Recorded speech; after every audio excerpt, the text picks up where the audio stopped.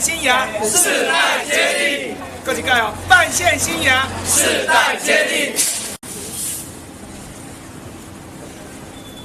盖来，半线新芽，赞。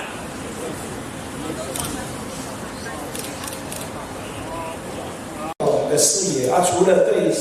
我们自己互相的认识以外，啊，更重要就是透过我们彰化县杰出的这些相关各领域的一些学者、专家，甚至我们从政者，给予我们这些青年一些方向跟启示。那我们今天的记者会，等一下就我们第一届的学员也参政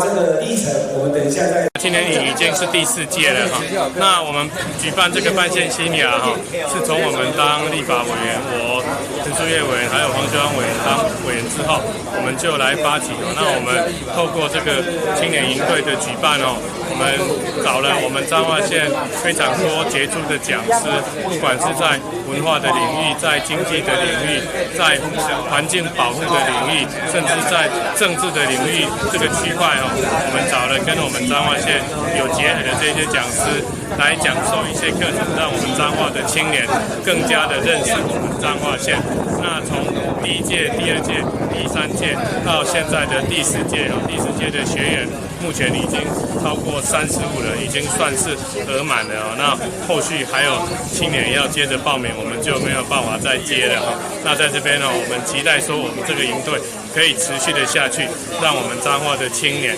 可以跟我们的彰化县来结合，接地气，了解彰化县，大家一起来关心彰化县，一起来让彰化县起飞。